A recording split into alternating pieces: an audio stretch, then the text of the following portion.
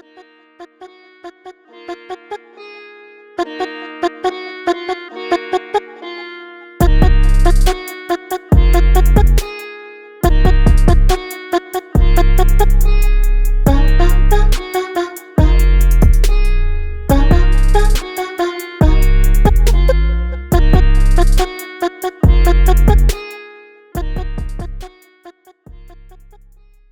right, welcome back to Middle Fingers Up. I'm your host, Kieran McKay, and in honor of International Women's Month, today we are sitting down with a powerhouse in music, media, and storytelling, LaToya Elle. LaToya is a music media personality and multimedia creative, and we're going to find out what that means in a few minutes. She's dedicated her career to amplifying the voices of Canadian artists. Through video production, digital marketing, broadcasting, and creative communication, she helps artists share their stories and connect with audiences in meaningful ways.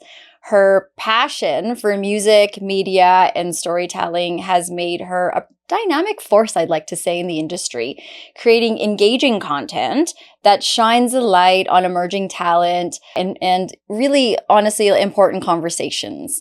Today, we have the pleasure of learning about her journey, the impact of her work, and what it means to be a woman in media and music. So let's get into it. Welcome to the podcast, LaToya. Hey, how's it going? How are we doing? I'm good. How are you? I'm good as well. We have the sun shining today, so that's always a lovely thing out here. Get some vitamin C and D and all that good stuff. Absolutely. Love it. Yeah. So thank you for being here today. I love when I reach out and folks like you are like, yes, let's do it. It's awesome. I really feel honored because this platform is all about amplifying, just like you amplify in your work, stories and real people stories. So I'm really excited to hear all about you and learn about what's going on in the world of Canadian music. So maybe take us back closest to the beginning as possible. Let's learn a little bit about little LaToya, what was growing up like for her. And maybe in there you can share where your love for music and storytelling began. Maybe it was with little LaToya. I don't know. So tell us a little bit about you. Yeah, for sure. Well, thank you so much for having me. I'd say little LaToya was definitely passionate about storytelling and just interviewing people, learning about people's stories. I remember, well, actually, I don't remember this moment, but my dad tells this story very frequently. I was a toddler watching E-Talk, and apparently I was holding the remote and I was pretending to be on the red carpet and like interviewing my parents, going back and forth. So the passion of just sharing people's stories started at a very young age. And then once I went through high school, I was telling somebody about like where I envisioned myself. One of my friends and her mom was actually the editor-in-chief at the local newspaper in Airdrie. And so for grade 11 to grade 12, I ended up having my own column in that newspaper. So my career did start pretty early-ish, and yeah, I've always been passionate about this. Did you grow up with music in the home and various ways of storytelling as well? Because you've done a really cool job putting that together. Yeah, I think so. When music came along, because when I was in high school, I was talking about student affairs. So Yeah. music came along later in life. I can't remember. Oh, okay. I think I was attending a bunch of showcases. It was called 10 at 10, the organization. I'm not sure if you're familiar with them. 10 at 10. The whole concept of the showcase was 10 artists at 10 p.m. Oh, okay. And it happened downtown Calgary. And I would attend that with my friend. And I think it was just the excitement I got within my soul when I attended those live showcases where I was like, okay, like maybe I want to do something here. And as time went on, I realized that music has played such a prominent role in my mental well-being and has helped me through so many different phases in my life where it became so obvious that I wanted to merge my passion of journalism and music together. And so that's when music media came about. I love that. I feel a lot of young people growing up, for a lot of little us, and then as we get older, music has had such a huge connection with mental. I used to work in a facility where young people used to come and stay. And music, therapy, music, all of that was such a huge thing. Just those endorphins being released, hitting those dopamine kind of, highlights in our brain. I think there's so much in there when we feel. And are you like a more of the music, or are you more of the lyrics, or is it both for you? Okay, sometimes it's both because I also love dancing. Yeah. But I do lean towards conscious music, and I do lean towards music that is self-affirming, positive, optimistic. So yeah, and that just helps me mentally. Do you have artists that you felt inspired by, or maybe sort of inspired you to get into this work? Well, I mean, when I was going through it mentally, it was definitely like Bob Marley and like those like very positive reggae songs like Don't Worry, Be Happy, that yeah. stuff. And then now that I'm older, there's this artist. She's based out of Montreal. She's from Montreal. She's now located in Toronto, but she goes by the name of Aza. And she puts out a lot of positive, self-assuring music. It's very upbeat. It's Afrofusion, and it's just like everything I've been needing this last season when it comes to self-identity, when it comes to just recognizing the power that's within me and not letting any of like the nastiness of the industry, whether it's racism, ageism, all of that stuff, not allowing any of that to deter me from my true deepest desires. Her music has really helped to uplift me and just like really embody the power that's within me. So right now it's definitely Aza. And then there's another artist, she goes by the name of Dominique Grant, and she puts out pop music that is also very like uplifting. Have you had a chance to meet them? Yeah, Aza, I have interviewed her on my podcast called Behind the Music. Once it started back in like 2020. So I think she was on the very first season. And then Dominique Grant, she actually puts on this conference called the Imagine Summit, where she empowers creatives and entrepreneurs to really chase their dreams, but she does it in a way that is sustainable. So she brings in speakers from different industry sectors. So from the finance sector, from the mental health and wellness sector. Yeah. So she brings them in and they all kind of do their own presentation, but it's just the whole point of the event is just to empower creatives and entrepreneurs. So I got to work with her to do that last year. So that was fun. That is cool. Just going back to storytelling, what does storytelling mean to you?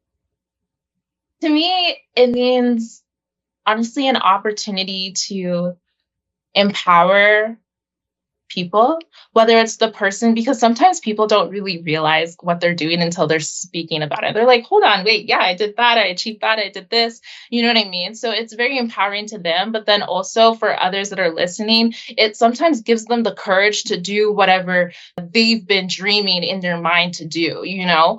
So to me, it's an act of empowerment. I love that, because storytelling, it's not really, you're hearing, you're seeing, but it's the one time where you're really feeling when people are sharing their experience or whatever it may be. And then it's like this little bit of you can see in them. And I think that's the whole addicting part, or kind of that chain reaction of like, oh, okay, you're doing this, then maybe I can also bring out a little bit of my dream. I think that even for women, I think that's a big thing for us growing up as kids. We're told, shush, do what you're told, the black and white, and then you lose your dreams and those kinds of things. And so for people that are able to pursue that, I think that's always, we want to know more about that, because there's more of us that are dying to get there than are actually, doing it. Definitely. And I would say like, it's sometimes it's really not easy, but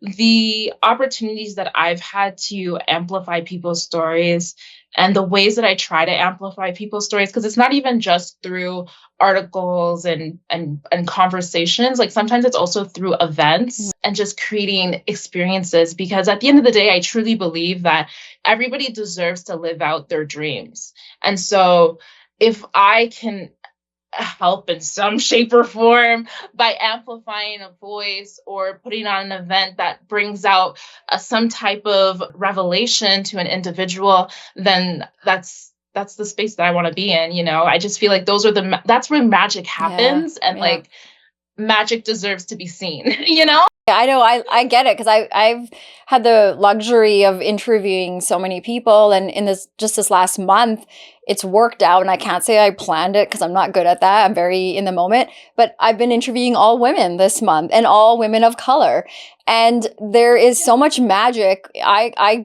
been saying in every episode this month of when women of color get together and have these conversations, because we've been taught to, look at each other as comparison, competition, and all sorts of things. And I think it's so meaningful to kind of break those barriers together. And we're just, it's so sad because some people are like, why are you still talking about it? But it's like, we're just starting. I don't know why you think we're still talking about it. We're just starting to be in this place where you and I can be in a room together and think we can collab, whether, Yeah. it's a conversation or what. Absolutely. And it's just so sad that sometimes the workforce makes us have these narratives that there can only be one, Yes. when that's so far from the truth. And I'm grateful that I'm existing in this time where I can support my BIPOC peers, and like we can like rise together and empower each other. And like, yeah, it's such a beautiful era. It is unfortunate that it's still a conversation. It's still something that we have to practice, but I'm grateful to be a part of the movement. I agree. And I think it's like a nice way to give back to our elders who just didn't have that opportunity. They were surviving, they were doing what they needed to do. And we get to be in this space where we can see some action, right? So I think it's like you don't want to take advantage of it. That is a big part of why you're here today. Because I've been watching you, and like I said, it's just you're electric. When you post something, you share something, you dance for us a little. It's very uplifting, and you're all about that infectious energy. I mean, even with you talking right now, it's just like amplified even. That's the word of the day, right? And I love it. I think that's great. So it gives me energy. So I appreciate that. Can I ask you, like, in all of this, like, as you're building your career and you were as a little girl looking at eTalk or eCanada, and then you're growing up in high school, you get to write in this column, all these kinds of things were happening for you. And like you said, sometimes you don't even realize this path is almost being paved for you. Was there a defining moment when you knew this is the path for you? I think it was when I was in university and I was strategically trying to figure out how I can complete all my assignments in a way that I would be talking about the music industry. Oh. Like I remember there was one assignment where I was like going around different production studios. It was some like geographic, we had to like create a map. And then on the map, you could click certain locations and then you would see a pop-up of an article. And so I chose recording studios, and I would go there and interview different recording studios near my university. And I think that was the defining moment where I was like, oh yeah, we're doing this. That's so creative. We're doing this. Yeah. Did you get a good mark on that project? Yes, I did. Do you have, I'm sure you have like a bucket full of these memories, but do you have like one of the most memorable stories or projects that you've worked on that you hold closely to you, that you've learned from? Yeah. There's this artist, he now goes by Tony, but he is a queer Black artist. And back then, I believe he was doing like electronic R&B music or something like that. It was or maybe electronic pop. I can't remember exactly, but I got to write a complex feature about his transition working on the business side with a team in the music industry. So basically, when he first got entered into the industry and he was working with the team was trying to pigeonhole him into this like Chris Brown R&B artist. And it was so bad, like they wanted him to dance like him, dress like him, and all these things. And it was so bad to the point where they were even requesting him to bleach his skin. And so he went through that to now being able to express himself freely, working with queer musicians and producers and audio engineers to create that album that he ended up releasing. And so I was able to talk to him about that journey and share that article on Complex. And that's one of the pieces that I'm most proud of. Until this day, I believe it deserves an award.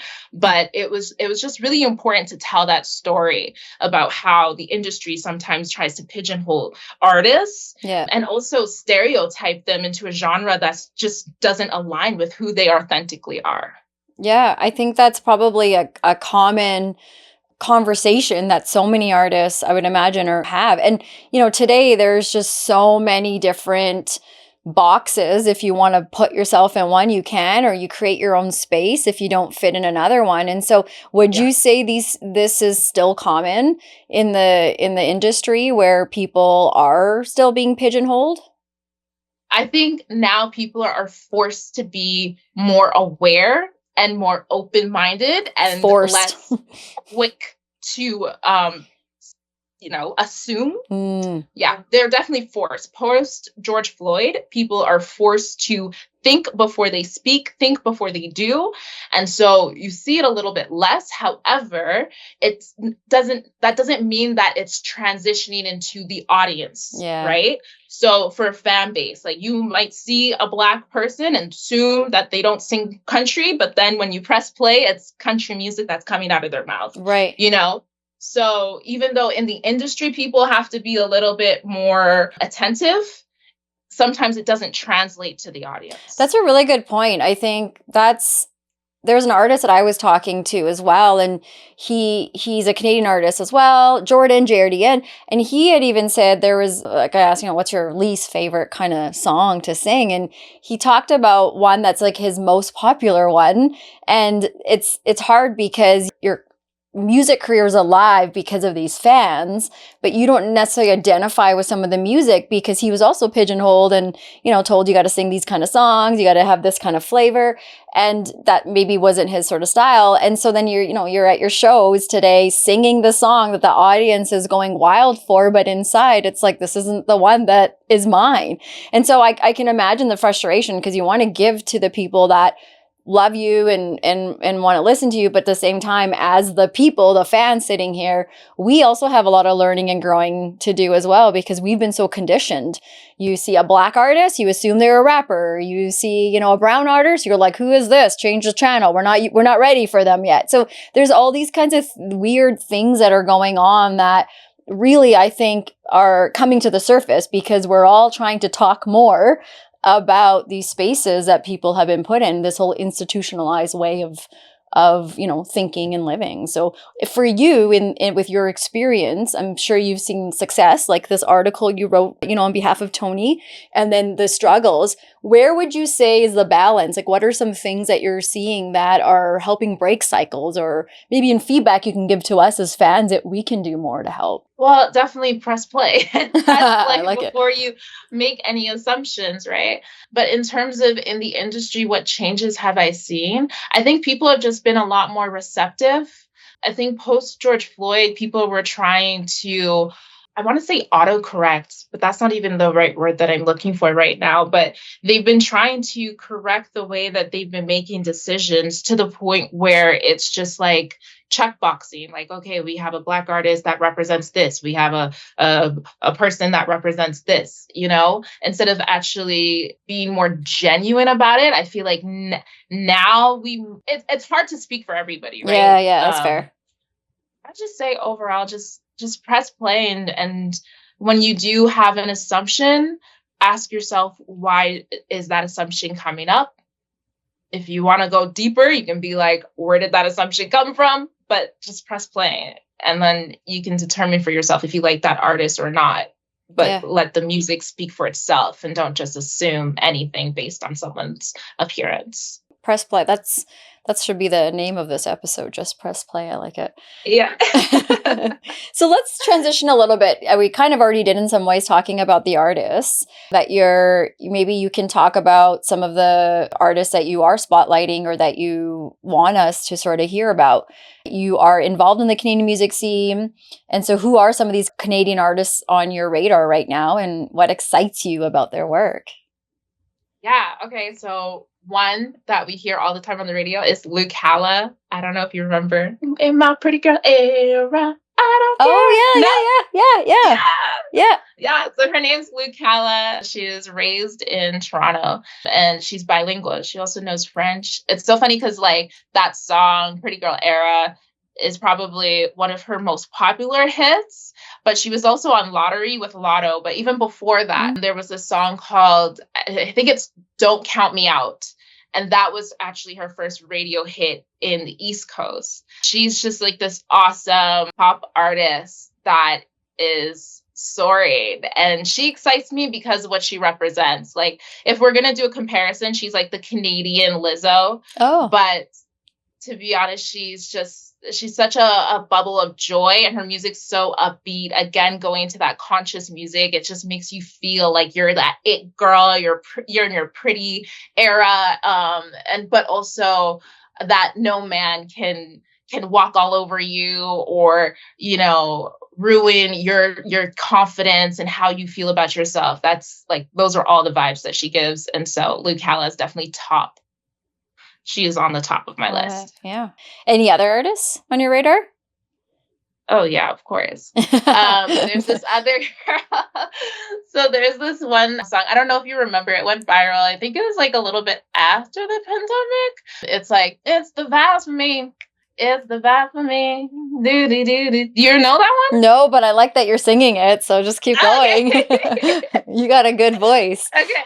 So that one went viral on TikTok. And like for the longest while, I don't think people really knew who that song came from. But her name is Akila, and she's a Jamaican Canadian. And yeah, since that song, she got signed to a major record label and has been blowing up. Last year, she won her first Juno. And she is an R&B artist. Again, a lot of music about like self-love and self-care. And so she's someone that's on my radar. There's honestly, Canada is so rich with talent. I'm like thinking about, his name's Ryland James, and he has like a soulful, jazzy voice, definitely more geared towards like he's pop leaning, but he has this jazzy tone to him. If you ever get the chance to see this man live, like you have to go, because it's one of those performers where like you feel the vibrato in your soul, and not in a way where it's like the music's too loud. It's in a way where it just makes you feel the feels. Like it's just so good, so rich. He's so talented, such a phenomenal vocalist. I'm gonna ask you, like, I don't know if you want to share like a top 5. You got 2 of the 5. If there's any more that you want to throw our way. Other artists that are on my radar. Okay, I feel like it's only right to talk about the Punjabi takeover in Canada. I did not ask her to. This was all LaToya on her own. Okay, yeah. I mean, but it's happening. It's real. Last year at the Juno, there was this one artist, and he took home the fan award, TikTok fan award. Yeah, Karan Aujla. And like, that was like a big deal, right? Yeah. Everyone was really, really happy about that. Okay, so then this year, now there's 2. So Icky, for example, he recently got featured on a song with One Republic. You know what? He's been producing, and like he's been big on Karan's and like so many other artists. So it's good that he's getting his own recognition too. Yeah. So he's killing the game. He's definitely someone to watch out for. There's this other artist in Ontario. He goes by the name of Spitty. Yes. Spitty. Yes. Yeah. Yeah. He's rapping, right? Yeah, he's a rapper. He's like, if you're into flows and you like that fast beat rap pace, Spitty's like definitely a go-to person. Since we're in Calgary, let's go local. Tia Woods. So she's an Mm. Indigenous artist. She's getting a lot of attention right now. And she'll be performing at the Junos that's happening on March 30th as well. So Tia Woods, definitely more pop focus, but there's a little bit of folk influence and there's a lot of soul in there too. So she's someone Yeah. to look into. Locally, there's K the Chosen. He's a Oh, rapper, okay. but he does a lot of conscious rap. Oh, good. So if you're like really into just looking into yourself, making a lot of like self-awareness observations, he's someone to like listen to. Who else? And then T Fanny, she's also a female rapper in Calgary. She has some really cool beats. Who else in Calgary? Oh, I mean, everyone knows Tate. Everyone knows Tate. Yeah. Yeah. We do. Yeah. Yeah. Yeah. So with these artists, like, can I ask, because I don't know this technical side, but you're right. We have a lot of talent in Canada. And so what happens? Because there seems to be like a separation between us and then the rest of the world. And, you know, there's those people that love the underground stuff and they'll go look around and find artists. But for most people, if they hear it on the radio, then, you know, then that's their introduction. For me, it seems like these artists stay in Canada, but then it's like where they don't get to go international, or no one in the US has heard of them particularly, or it takes so much to get there. Am I just sort of in the background kind of making this up, or is there some truth? Like, is what I'm seeing the truth of this?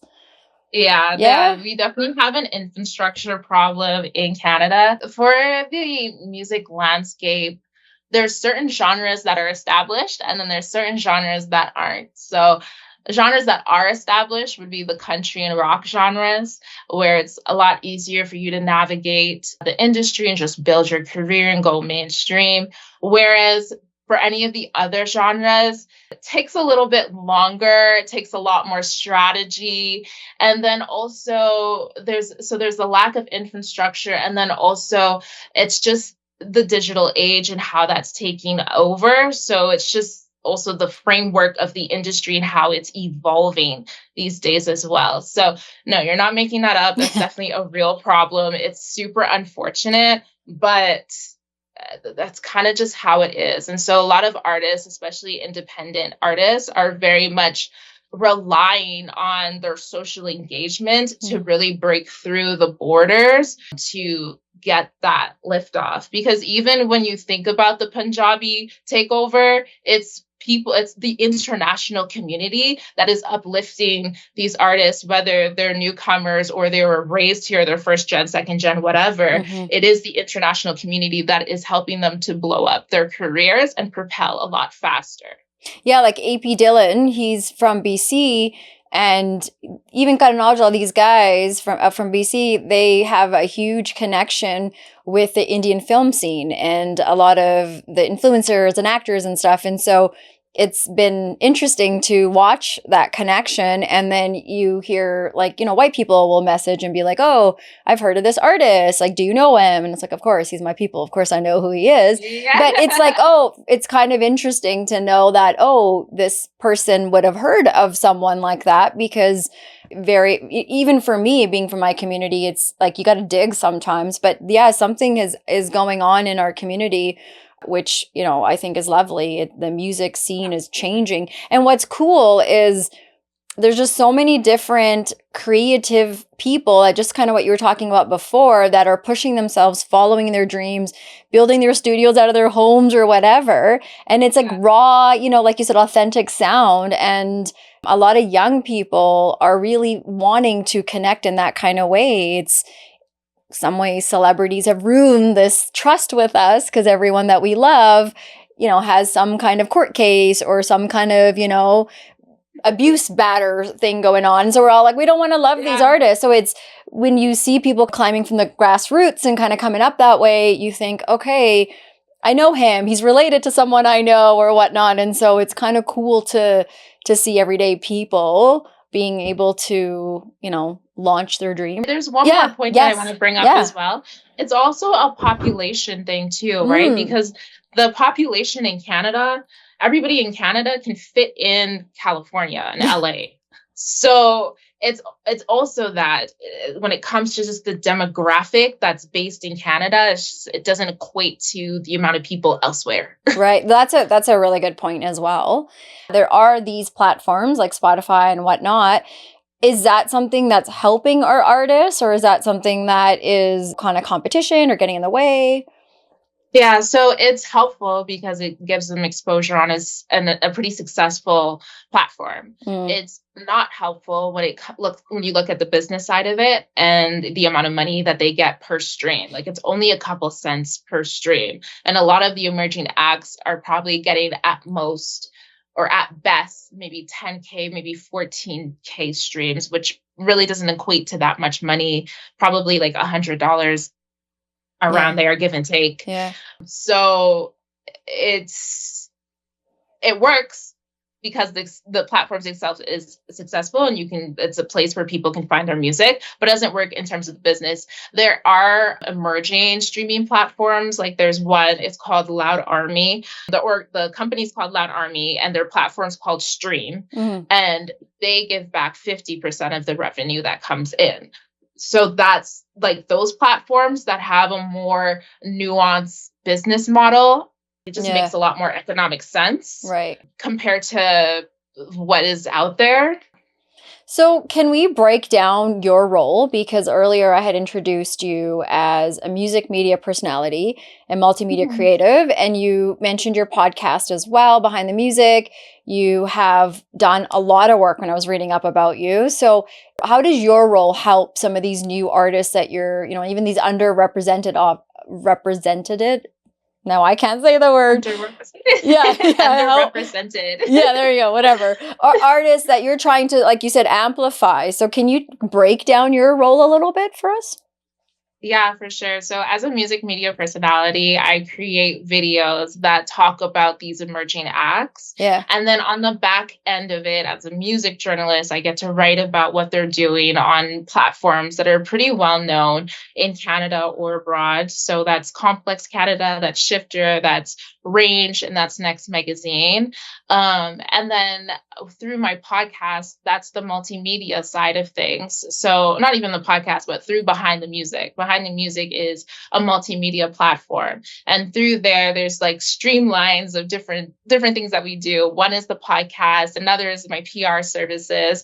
And then the other is just dynamic storytelling through video. And so through all of these multimedia streams, I amplify artists. I love that. Thanks for the breakdown, because I had promised earlier, I said we're going to talk about that. So can I just shift to you as we're talking about the work you do in your career? So as a woman of color yourself in media and music, and we already talked about this for your artists, but for you, like, have you faced challenges in your career? I would say the challenges that I've faced wouldn't be anything different. Well, wouldn't be anything different than other women. BIPOC women. You're just like, yeah. Like, when you have a diverse name, how likely is it for you to get the job, or how likely is it for them to look at your resume, stuff like that. I would say because I work predominantly within like the Black music sector, I don't necessarily face a lot of discrimination, but what I can say is that there's been points within my career where I've been tokenized, and there's been points in my career where I've experienced ageism. But outside of that, I think I've been pretty lucky and like blessed, to be honest, because there has been quite a few white allies that have really helped to like shove my career forward. Yeah. And I'm also really grateful for like a few people that I've met within the industry that like advocate for me. So yeah. It's like also when people, whether it's white allies or people in your own community or likewise, I guess, communities, I think there's just like the word you used earlier again was that magic. It's amazing how far it can take us, and it doesn't take much effort when we can open those doors for each other. So I just sometimes I'm like, the door's not that hard to open. Why are we acting like we need the door is not, sometimes I really do feel like I'm like doing the army crawl when I'm like trying to tread through this industry. And then other times it's like a breath of fresh air. And I'm just like, this is easy. Yeah. Like, Should I said that out loud? Yeah. yeah, like it's quite interesting. And like some of it, I'm like, my friend, she brought this up. She's like, oh, girl, you're dealing with like post-slave syndrome or whatever, like the need of just wanting to work hard and always do things the hard way, Ah, And so sometimes I'm like, is it me? Like, am I putting myself in these situations or is it something else? But like that is the complexity of the Black identity. mm, So it's just like, yeah, it's something I'm still trying to grapple. yeah, I know. I hear you. I hear you. I think the more it comes out, the more it's talked out. I think it's helpful because then there's communities that are built and more people that can relate to you can say, no, it's not you. It's the Yeah, environment around you. You've been conditioned to think, is it me? You got to you're right. trust yourself more. And, until we get it out of our head, then I think it's hard because, yeah, we tend to isolate ourselves or think, oh, I'm the problem again. Okay, I'll just stop. Or I should be Yeah, grateful that I have this job and I get to do this right. amazing work. Why am I complaining today?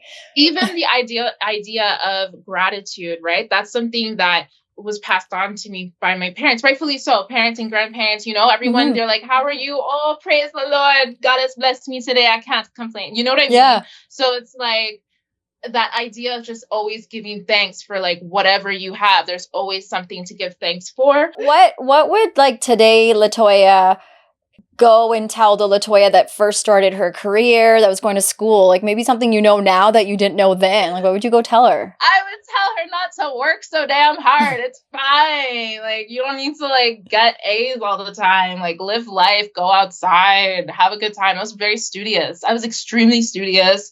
I won awards every quarter. I like did the absolute most. I was extremely disappointed when I went into in the real world and I was like, wait, there's not an award here. Like, there's no award that I can achieve. Like, and then also because I was so studious and so like goal oriented and I achieved those goals at a very high level. When I came out of university and stuff, I was always seeking validation because there was no longer these systems in place to validate my work. And Mm. so that was another thing too that I struggled with. So I would tell her to just go to sleep. It's fine. Like, relax. Yeah, I like that. Go to sleep. Take a break. Yeah. Take a nap. Take a Take a long break. one. Yeah. There was a point of time where I was like managing 4 jobs. Like, I was crazy. I can And then you see. go into the real world. I haven't shown nobody my degree. My degrees are still in the envelopes they were mailed Yeah. to me. Why was I working so hard? I don't know. Yep. Yeah. Because they tell you, right? They trick you. They tell you. There you go. So Yeah. so if you could change one thing about the industry or maybe like enhance it in some way, like what would it be? The grant distribution, I feel like they need to change the wording of certain grants, and grants need to be distributed across provinces a lot better than how they are right now. Like in prime areas within Canada, you'll see there's a hyper focus on grant distribution, whereas other provinces don't really get that many. And I feel like you're starting to see a little bit of a change, like within the last like 2-3 years, but still it could be a lot better. And then the wording, I'm saying the wording because a lot of these grants are only geared towards the artist. You have to be an artist to apply. You have to be a singer to apply or a musician to apply. And I think that's unfair to put on the musician to be the event curator, to be the marketer, to be like all these different things. And so if they were to just create more grants for the rest of the ecosystem within the music industry, that would really help with the infrastructure issue that we have. Yeah. I'd also like to see like some type of program that would introduce people to the business side or the behind the scenes of the music industry at an earlier age. And then also access to late bloomers as well, people that figured out they wanted to pursue music later on, but not necessarily the artist, but like be the tour manager or the promoter or something, like some type of streamline thing, because I'm sure there's a lot of people that are interested and they just don't know. Like I said earlier, I was raised in Airdrie and I was in band. So I knew how to pursue band outside of high school, but that was the only education I had in terms of pursuing the music industry. So Yeah, it's yeah, interesting because what I hear you say is like creativity is in all of us at a young age. And so when we're going to school, we don't get to, I mean, you go to art class and all that kind of stuff, but you don't, you go to music class maybe, but you don't really get to talk and, find those strengths. And there's a lot of kids out there that are so talented. And then you're right, when it's all about getting ready for your provincials, university exams and stuff, and fine. But many of us kids, that's not really what we are growing up for. And so even my son the other day was like, it'd be really cool if they start teaching us the good and the bad and the ugly about AI and all these things that I'm going to have to live with as I get older and go get a job. And I was like, God, you're so smart. Like I would have just stayed in the box and kept doing what I was doing. But you're right. All this new stuff is coming out and you should have access to these tools, whether we love them or not, they're going to be there. So I think that's a really good point about, let's start young. And when you have a community where there is creativity like music and arts, you're thriving, and that's what we want in our cities and our towns. And it's good for our souls. Yeah, for our cities or towns, it's good for our souls. It's healing for everybody. It's healing for the instrumentalist. It's healing for the person that's listening to the music. We already know it makes money. Like if you're listening to music on a day-to-day basis, then you can pay for a concert. It's not like people aren't going to Stampede to listen to music. You know what I mean? Like we see the economics behind it. So yeah. 100%. And that AI, that's a really good point. I think people are afraid to say the wrong thing, but like even just having open conversations with students, because kids out of all the people in this world, kids are so smart. So just having open conversations, I feel like they should really do that. Mm-hmm. So about AI, actually, I'm just thinking there's all this stuff going around with artists like Rihanna and people we know. And then you find out you're listening to the song that you just love and you're like, fuck, I got swindled by AI. Someone else like put this in and made it. And it's not even Rihanna singing or whatever musician we love. So what kind of conversation are you guys having? Are artists feeling threatened or like what's the talk? Because it's like a lot of stuff that's going on in the AI world. There's a lot of stuff, and I think people are just kind of figuring out how to use it strategically and how to use it in a way that doesn't compromise the creativity of the music, but also helps with efficiency. Because at the end of the day, we can't hide from it. We can't pretend it doesn't exist. Mm-hmm. There's a lot of legal things that are coming up when it comes to AI. So a lot of the conversations are what I'm hearing are predominantly with the production use. So, people are saying that if you can record someone once doing like la la la la la la something, and then AI can duplicate it in a way that if I have an Afro beat, a rock beat, and a jazz beat, I can now drag that AI duplicated voice onto each of those versions, and then we can determine which one's the best one type of thing. And so people are looking into those methods. People are looking into how AI actually produces music. I know there's an audio engineer / producer who uses AI for efficiency instead of pressing a bunch of buttons for like this sound, that sound, that sound. It's a lot more of a fluid process for him now. You see it a lot in terms of the production. Huh. Yeah. Okay. People are still experimenting though. There's no black or white as of right now. Yeah, no, for sure. It's so new. And I mean, also like sometimes it's like there's also like real life issues going on in the world. And then there's this deep dive that people are always taking on the AI and all this stuff. And it's like another distraction that's been thrown our way in some ways too. So we're kind of moving into these trends and that's sort of where seems like we're going. And maybe you can help me with like, what are some trends that you see shaping the future of music media? That's an interesting question.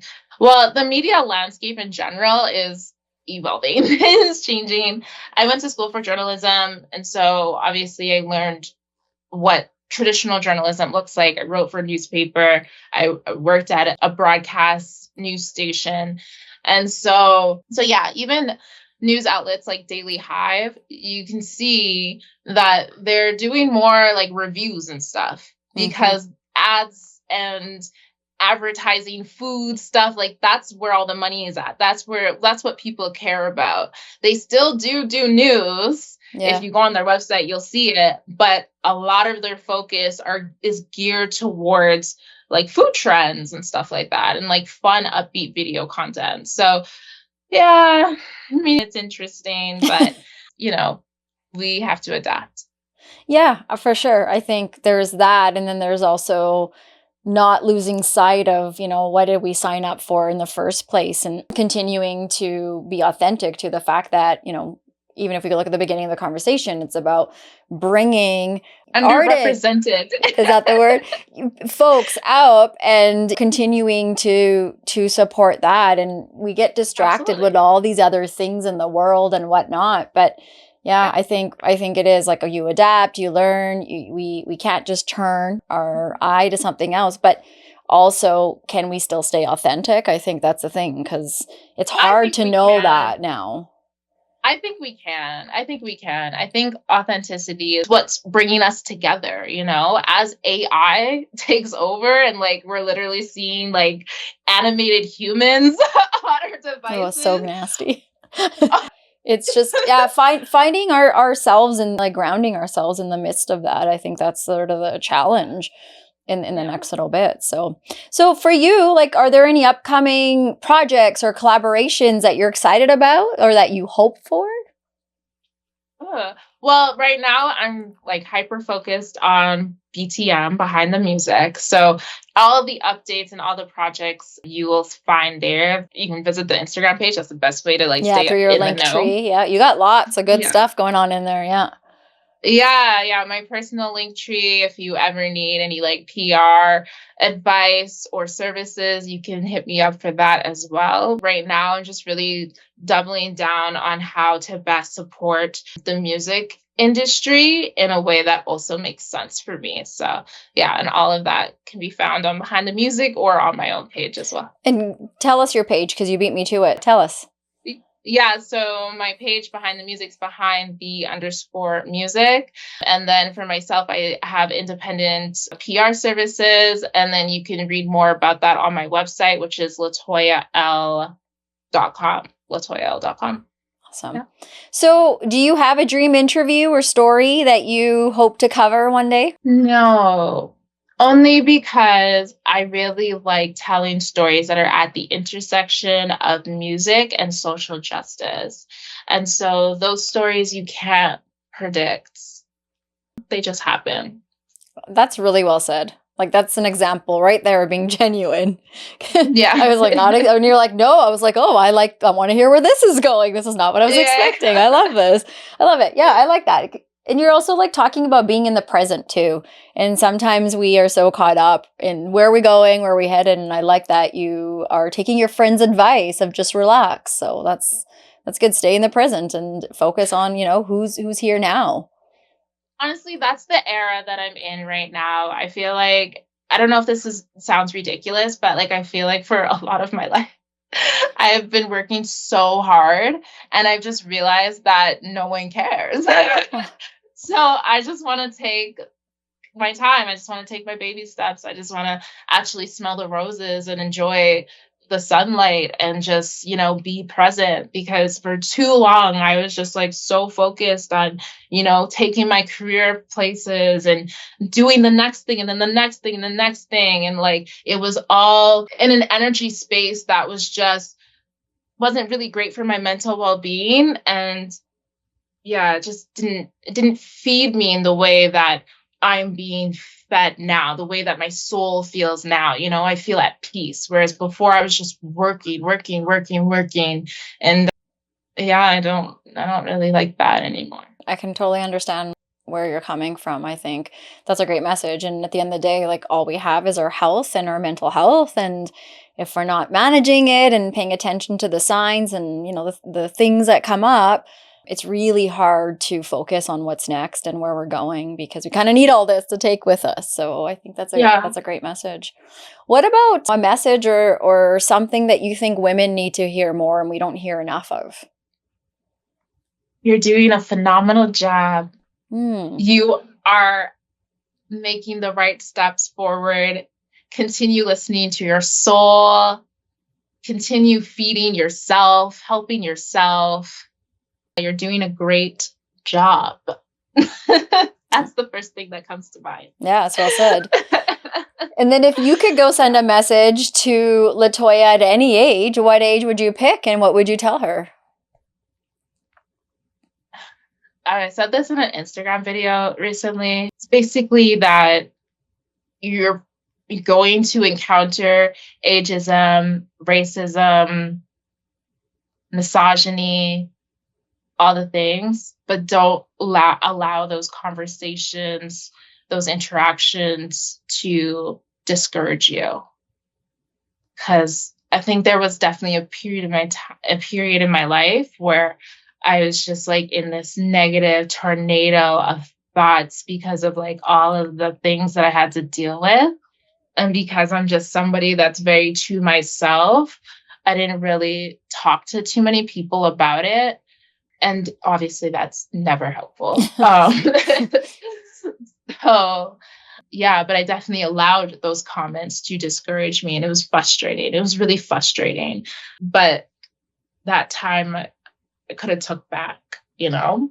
And in those moments too, you're allowing other people to take your power from you. And that's a horrible place to be in, because we are all gifted with something, and that gift deserves to be seen. That gift deserves to be spotlighted, you know? And so can't let the haters take the best out of you. Yeah, fuck the haters. And you can only do it for yourself. Like you said, no one knows when you're working so hard or when you're doing the things, and we spend our whole 24 hours a day in our own head. No one else gets to be in here. And sometimes it's like, how do we make it a pretty space to be in, a comforting, a home, you know, turn the porch light on, whatever it is we need, because that's the space that we're in constantly, and having these battles, you know, you're not good. Yeah, you are. Do it. No, like all these sorts of things as you're talking about. So it's just so crazy. I'm like, sometimes I'm like, how did that become this negative? Because outside, I think it's a coping mechanism that I taught myself at a very young age, is to be very optimistic and like positive. But like, no matter how optimistic I may appear to be externally, internally, it's a completely different thing that's going on. And it's crazy. Yep. And I appreciate you sharing that, because I think that is like the best part of all of this. We get to see a different side of you, the side that we love through social media, and that brings us so much energy. But sometimes when we love people like you, we also want to hear that you're human and that you have hard days. And, you know, it's not to bring each other down, but I think it's a reminder of, as humans, that is something we share. We struggle as well. And I don't know, we lose sight of that. We look at this polished version of someone and we think, well, they're perfect, so of course they can follow their dreams. Me over here, not so much. And I think it's important to hear the balanced perspective of, no, I also need to hear good comments from my family and friends, and tell myself over and over in the shower, you can do it, or whatever it may be that we have to do. Right. So I think that helps build in some ways. So I appreciate that you shared that. Yeah. Thank you. I'm going to ask you, we like to end the show by giving our guests a chance to put their middle fingers up to something lighthearted, whatever it may be. It's your opportunity. What's on your mind today? I mentioned this earlier, but it's definitely ageism. I just feel like, as somebody that's been young and ambitious, I've had to deal with a lot of just older people doubting me, and I need to put the middle finger up to ageism. Seriously. Yeah. Right. Yeah. I think a lot of people of all ages could probably relate to that for sure. Yeah. Amazing. Totally. Yeah. Is there anything that you wish I had asked you today that I didn't, or you want to go back and clarify or add to? No, I think I just want to reiterate how much talent there is in Canada, and that Canadian music is as diverse as this world, because Canada is a melting pot of several different cultures. And that is what our music reflects now. So if you think that you can't find a musician who's Canadian or is a newcomer and releasing music, recording music here that you like, you are wrong. You're wrong. So then where can we turn that wrong into a right? Where should people go to look for my page? That's my right. page. Yeah, I feature so many incredible artists. And yeah, the majority of them, if not all of them, are Canadian. Right now, I have a series going on called Artists You Should Add to Your Playlist. And you can literally just binge the entire series. And I'm sure you'll find an artist or two that speak to your soul. Yeah, and you did one for Women's Month too, a little playlist as well. So it's like you kind of take times and themes and stuff and put that together. I love that. Yeah. Yeah. And in the captions, we're talking about like really important things too. And I think that's another thing that I love about music is that you can use music to have very important conversations. So there's songs that we selected that speaks to domestic abuse. There's songs that we selected that speaks to chronic pain and just issues that women face. And it's just a good way to spark a healthy conversation and just open your eyes to realize certain things that are happening. That's so well said. I like that. So lastly, if there was one thing and only one thing our listeners, viewers left with today, what do you hope that is? Okay, so this is what came to mind. To have a go-to playlist that without a doubt will put you in a good mood. I love that. I don't think we directly spoke to that, but yeah, definitely make sure to create a playlist that will automatically put you in a good mood no matter what you're experiencing that day, in the moment, or whatever. Have a playlist for that. Yeah. I love that. And I want to give a shout out to my brother because he is all about playlists. And if you go to his house and depending on what we're doing, he'll have the playlist read. And then it's like, we have to all, oh, it's so good. But my favorite was my sister, and his wife, my sister-in-law and I were going on a mini road trip. And I was like, hey, put a playlist together for us. So aside from the inappropriate name that he called all three of us, it was so cute because it was all these songs that were from when we were growing up, songs that were time with, with his wife. And it allowed us to have such cool conversations in the car the whole way. And it's so cute because we keep that playlist close to our heart amongst other ones. But yeah, you don't think about that, that why did I put this one together? I have the angry music, the Punjabi music, or just the, fuck everyone music or whatever it is. But I love that. It's a really good message. So thank you for that. That was very cool. Yeah. And it just speaks to the conversation of how music is therapy and your mental well-being. I can't believe it's been over an hour here. And I really, really want to thank you from the bottom of my heart for coming on today, sharing your time with us and teaching us about Canadian artists, giving us some food for thought, things to think about. Just hit play. I love that. And I think that's just that's good advice in life. Let the person talk before we tell them to shut up, you just in general. So I love that. And, I just want to tell everyone else too, as we usually do, these conversations are door openers. We're just starting to have them. And so we would love for you to reach out to LaToya, reach out to us if you want to add to this conversation. Maybe you know some emerging artists. Maybe you are an emerging artist and are like, well, LaToya is your person. So reach out. Let us know what you thought about today's conversation. Again, LaToya, thank you so much for being here. We really appreciate your time with MFU. Appreciate you. This was awesome. Thank you.